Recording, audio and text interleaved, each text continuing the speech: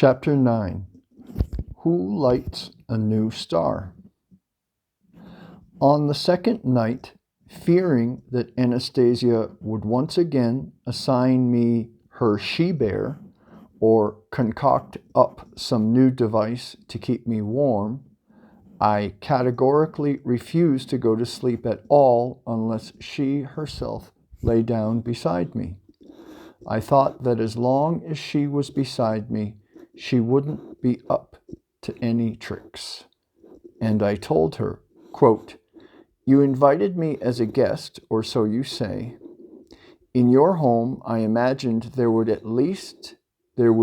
at least a few buildings here, but you won't even let me light a fire, and you offer me a beast to keep me company at night. If you don't have a normal home, what's the point of inviting a guest?" "All right, Vladimir, do not worry. Please, do not be afraid. Nothing bad is going to happen to you. If you want, I shall lie down beside you and keep you warm." This time, in the dugout cave, there were even more cedar branches strewn around, along with neatly arranged dry grasses, and there were also branches stuck on the wall. I got undressed. I put my sweater and trousers under my head for a pillow. I lay down and covered myself with my jacket. The cedar twigs gave off that same bacteria-killing aroma described in the popular literature as being capable of purifying the air. Though here in the taiga the air is already so pure, the air in the cave was particularly easy to breathe. The dried grasses and flowers contributed a still more unusual delicate fragrance. Anastasia kept her word and lay down beside me. I sensed the fragrance of her body, which surpassed all other odors. It was more pleasant than the most delicate perfume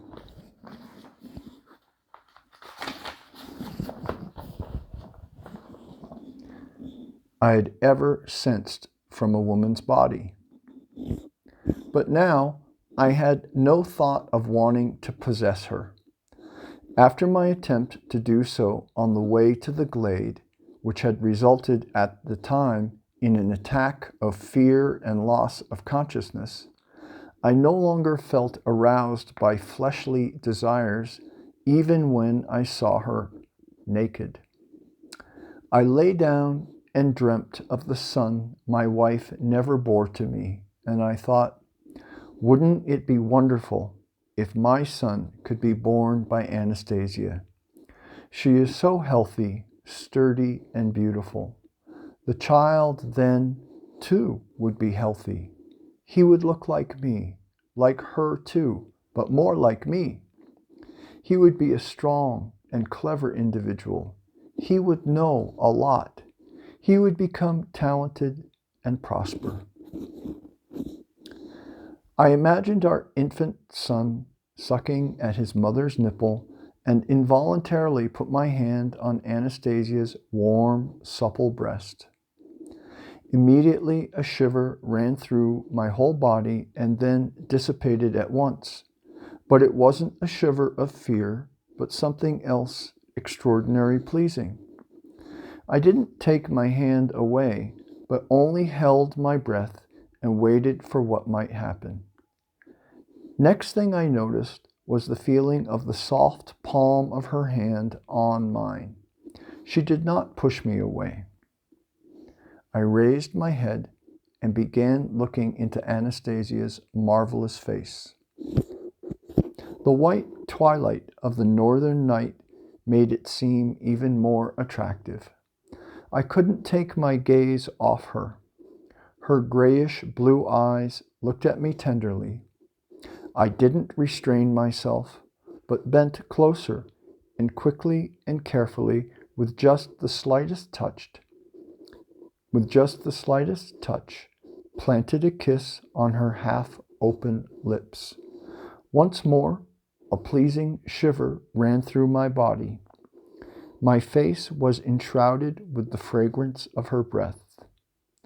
Her lips didn't utter, as the last time, "Don't do this, calm down," and I had no fear at all. I was still haunted by the prospect of a son, and when Anastasia tenderly embraced me, stroked my hair, and pressed her whole body against mine, I felt something indescribable. Only upon awakening in the morning was I able to realize that this kind of magnificent feeling, blissful excitement and satisfaction, was something I had never even once experienced in my entire life. Another peculiar thing, after a night spent with a woman, I had always felt a sense of physical fatigue, but here everything was different. In addition, I had the feeling of some kind of great co-creation. My satisfaction wasn't just something physical, but had another dimension I couldn't quite comprehend, one I had never experienced before, extraordinarily lovely and joyful. The thought even flashed through my mind that life was worth living just for this feeling alone. And why had I never experienced anything that even came close to this before, even though there had been all sorts of women, beautiful women, beloved women, women experienced in love? Anastasia was a girl, a tender, quivering girl. But beyond that, there was something in her that belonged not to a single woman I had ever known. What was it? And where had she gone now? I made my way over to the entrance of the cozy dugout cave, poked my head out, and looked out into the glade. The glade was situated at a slightly lower level than my nighttime resting place. It was covered by a layer of morning mist a half-meter thick. In this mist, I could see Anastasia spinning around with outstretched arms. A little cloud of mist was forming about her, and when it covered her completely, Anastasia sprang lightly into the air, stretched out her legs in a split just like a ballerina, flew over the layer of mist, landed in a different spot, and once more, laughing, spun a new cloud around her, through which could be seen the rays of the rising sun gently caressing her body. It was a charming and delightful scene, and I cried out with an overflow of emotion, "Anastasia! Good morning, my splendid forest fairy! Anastasia, ya!"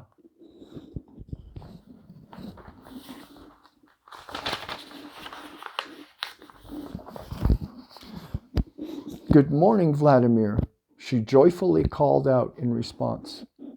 "It's so delightful, so wonderful out right now." "Why is that?" I cried as loud as I could.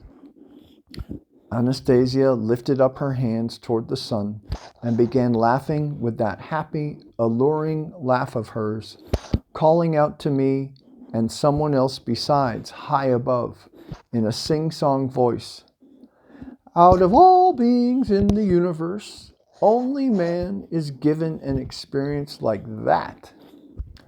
Only men and women sincerely desiring to have a child between them. Only a man having such an experience lights a new star in the heavens. Only a man striving for creation and co-creation. Thank you, thank you." And addressing me alone, she quickly added, "Only a man striving for creation and co-creation, and not for satisfaction of his carnal needs." And again she went off in trills of laughter, leaping high into the air, stretching her legs into a split as though soaring over the mist. Then she came running over, sat down beside me at the entrance to our nighttime resting place, and began combing her golden tresses with her fingers, lifting them up from the bottom. "So, you don't consider sex to be something sinful?" I asked. Anastasia stopped dead in her tracks. She looked at me in amazement and responded, "Was that the sex the word implies in your world? And if not, then what is more sinful? To give of yourself so that a man can come into the world? Or hold back and not allow a man to be born? A real man?" I started thinking. In actual fact, my nighttime closeness with Anastasia could not possibly be described by our usual word sex. Then what did happen last night? What term would be appropriate here? Again I asked. And why did nothing even approaching that experience ever happen with me before? Or for that matter, I would venture to say, with a great many others. You see, Vladimir, the dark forces are constantly trying to make man give into base fleshly passions to prevent him from ever experiencing God-given grace. They try all sorts of tricks to persuade people that satisfaction is something you can easily obtain, thinking only of carnal desire. And at the same time, they separate man from truth. The poor, deceived women who are ignorant of this spend their lives accepting nothing but suffering and searching for the grace they have lost. But they are searching for it in the wrong places. No woman can ever restrain a man from fornication if she allows herself to submit to him merely to satisfy his carnal needs. If that has happened, their life together will not be a happy one. Their conjugal life is only an illusion of togetherness, a lie, a deception, accepted by convention. For the woman immediately becomes a fornicator, regardless of whether she is married to the man or not. Oh, how many laws and conventions mankind has invented in an attempt to artificially strengthen this false union. Laws, both religious and secular. All in vain.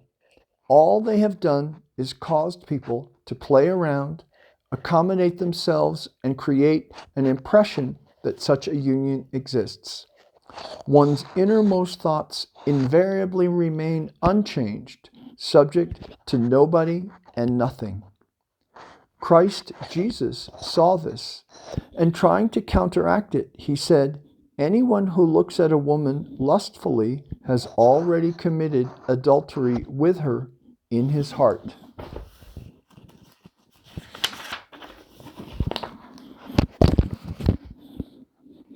Then you, in your not-so-distant past, have tried to attach shame to anyone who leaves his family. But nothing at any time or in any situation has been able to stop man's desire to seek out that sense of intuitively felt grace, the greatest satisfaction, and to persist in seeking it. A false union is a frightening thing. Children, do you see, Vladimir? Children, they sense the artificiality, the falsity of such a union, and this makes them skeptical about everything their parents tell them. Children subconsciously sense the lie, even in the act of their conception, and that has a bad effect on them. Tell me what individual would want to come into the world as a result of carnal pleasures alone? We would all like to be created under a great impulsion of love, the aspiration to co-creation itself, and not simply come into the world as a result of someone's carnal pleasure. People who have come into a false union will then look for true satisfaction in secret, apart from each other. They will strive to possess body after body, or make paltry and fateful use of their own bodies, realizing only intuitively that they are drifting farther and farther away from the true happiness of a true union. Anastasia, wait, I said. Can it be that men and women are doomed this way if the first time all that happens between them is sex? Is there no turning back, no possibility of correcting the situation? There is. I now know what to do. But where do I find the right words to express it? I am always looking for them, the right words. I have been looking for them in the past and in the future, but I have not found them. Perhaps they are right in front of me after all. And then they will appear. New words will be born. Words capable of breaking through to people's hearts and minds. New words for the ancient truth about our pristine origins. Don't panic, Anastasia. Use existing words to start with, just an approximation. What else can one possibly need for true satisfaction apart from two bodies? Complete awareness, a mutual striving to co-create, sincerity and purity of motive. How do you know all this, Anastasia? I am not the only one who knows about it. A number of enlightened thinkers have tried to explain its essence to the world. Vilas, Krishna, Rama, Shiva, Christ, Muhammad, Buddha. You've what? Read all about these? Where? When? I have not read about them. I simply know what they said, what they thought about, what they wanted to accomplish. So, sex by itself, according to you, is bad? Very bad. It leads man away from truth, destroys families. An enormous amount of energy is wasted. Then why do so many different magazines publish pictures of naked women in erotic poses? Why are there so many films with erotica and sex? And all of this is extremely popular. Demand generates supply. So you're trying to say that our humanity is completely bad? Humanity is not bad, but the devices of the dark forces, obscuring spirituality by provoking base carnal desires, these are very powerful devices. They bring people a lot of grief and suffering. They act through women, exploiting their beauty, a beauty whose real purpose is to engender and support in men the spirit of the poet, the artist, the creator. But to do that, women themselves must be pure. If there is not sufficient purity, they will start trying to attract men by fleshly charms, the outward beauty of empty vessels. In the upshot, the men are deceived and the women must suffer their whole lives on account of this deception. So, what then is the result? I queried. Through all of the millennia of its existence, mankind has not been able to overcome these devices of the dark forces. That would mean they are stronger than man. Man hasn't been able to overcome them, in spite of the appeals by spiritually enlightened people, as you put it. So, is it downright impossible to overcome them? Or maybe it's not necessary? It is necessary, absolutely necessary. Who then can do it? Women. Women who have been able to grasp the truth and their own purpose. Then the men will change too. Oh no, Anastasia, I doubt it. A normal man will always be aroused by a pretty woman's legs, her breasts, especially when you're on a business trip or on holiday far away from your partner. That's the way things are. And nobody here will change anything. They won't do it any other way. But I did it with you. What did you do? Now you are no longer able to indulge in that harmful sex. All at once, a terrible thought hit me like a flood and started chasing away the magnificent feeling that had been born in me during the night. What have you done, Anastasia? What? I'm now impotent? On the contrary, you have now become a real man. Only the usual sex will be repugnant to you. It will not bring what you experienced last night. But what you experienced last night is possible only when you desire to have a child, and the woman wants the same from you when she loves you. Loves? But under those conditions, that can happen only a few times during one's whole life. I assure you, Vladimir, that is enough for your whole life to be happy.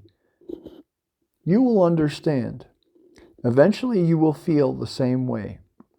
People enter many times afresh into sexual interaction only through the flesh, not realizing that true satisfaction in the flesh is impossible to attain. A man and a woman who unite on every plane of existence, impelled by radiant inspiration, earnestly aspiring to the act of co-creation, experience tremendous satisfaction.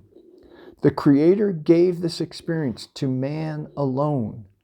No transitory thing. This satisfaction, no, it never can compare with the fleeting fleshly gratification.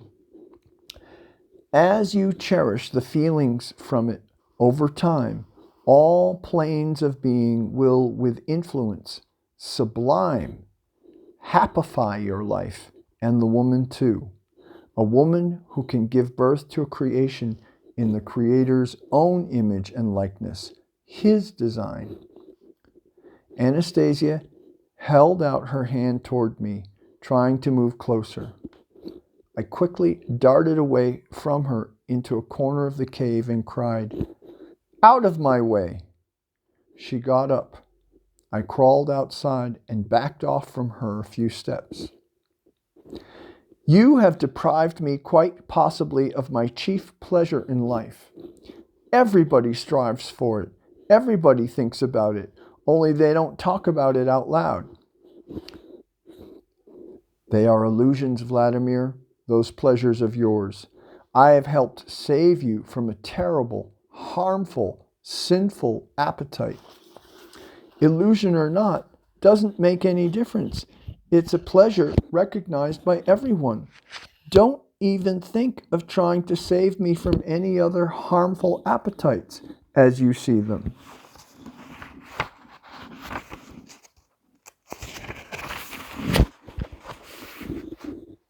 Or by the time I get out of here, I'll be no relations with women, no drinks or appetizers, no smoking.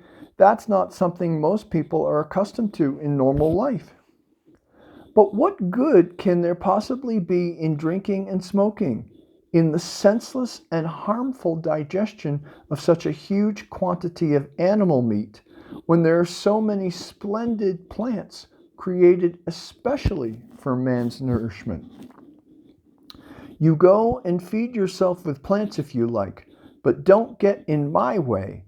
A lot of us get pleasure out of smoking, drinking, and sitting down to a good meal.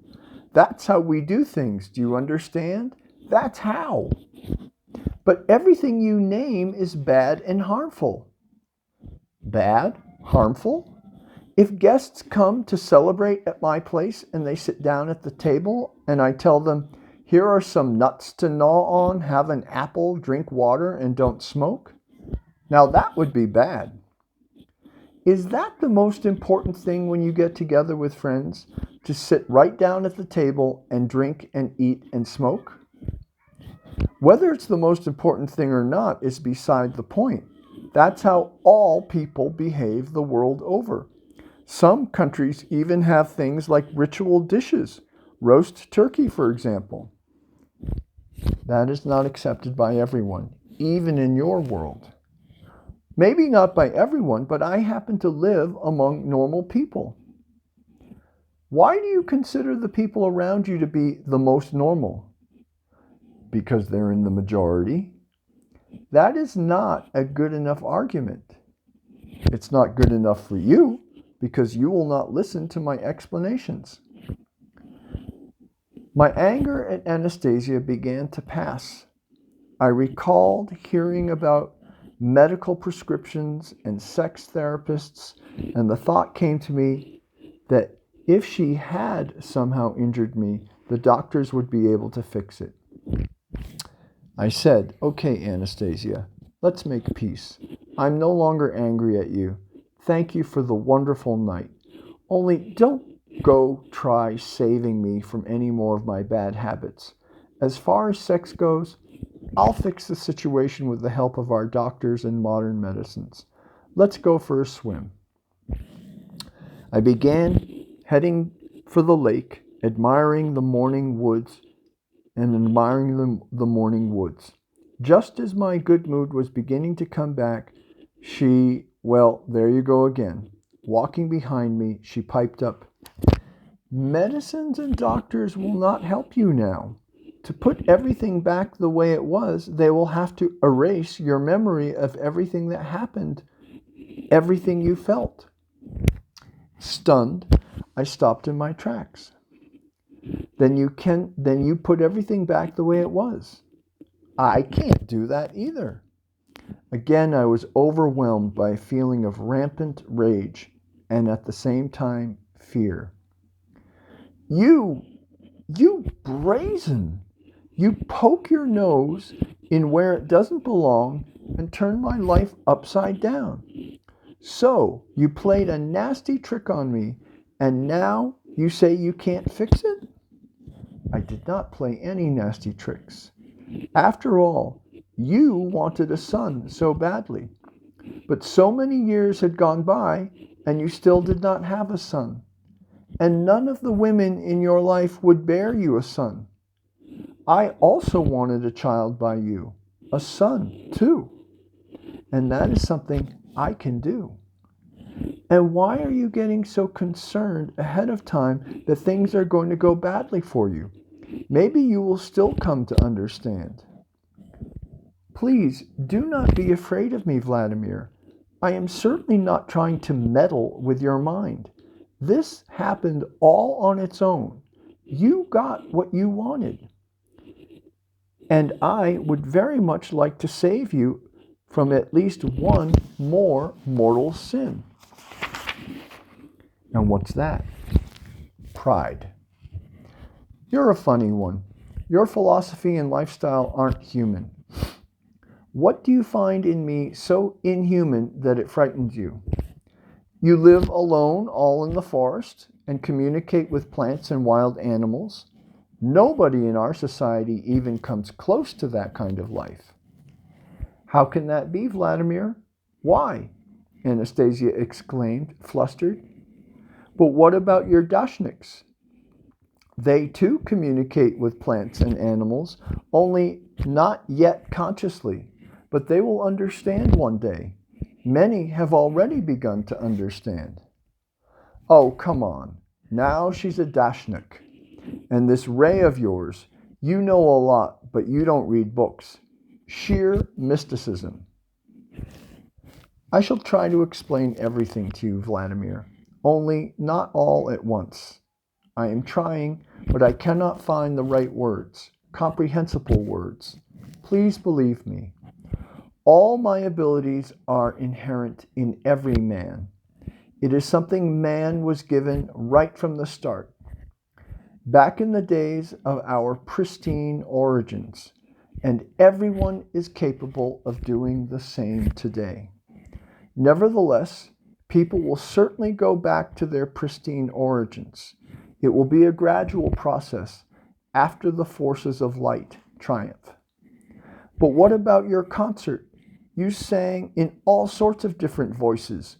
You portrayed my favorite artists and even in the same order as on my videotape. That is how it turned out, Vladimir. You know I once saw that tape of yours. I shall tell you later how it happened. And what? You? Right off memorized the words and tunes of all the songs? Yes, I memorized them. What is so complex or mystical about that? Oh, dear, what have I gone and done? I have talked too much. I have shown too much. You've become frightened of me. I must be muddle-headed and tactless. My grandfather once called me that. I thought he was just being affectionate. But in fact, I probably am tactless. Please, Vladimir.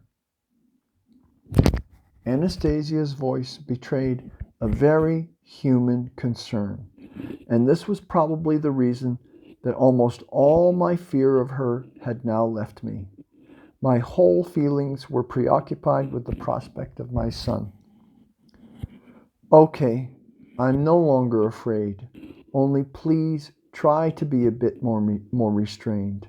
Remember, your grandfather told you that. Yes, and grandfather. But here I keep on talking and talking. I have such a strong desire to tell you everything. Am I a chatterbox? Yes, but I shall try. I shall try very hard to restrain myself. I shall try to speak only in terms you will understand.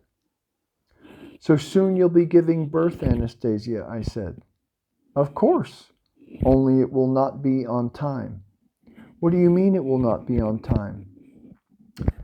Ideally, it should be in the summertime when nature can help with the nurturing. Why did you make that decision, if it's so risky for you and the child? Do not worry, Vladimir. At least our son will live. And you? And I shall try to hold on till the spring, and everything will adjust itself then. Anastasia said this without a tinge of sorrow or fear for her life. Then she ran off and jumped into the little lake.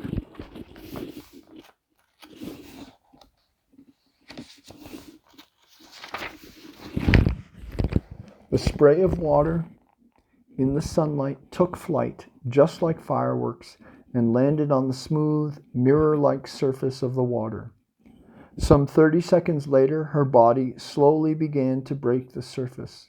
She lay, as it were, on the water, her arms widespread, her palms up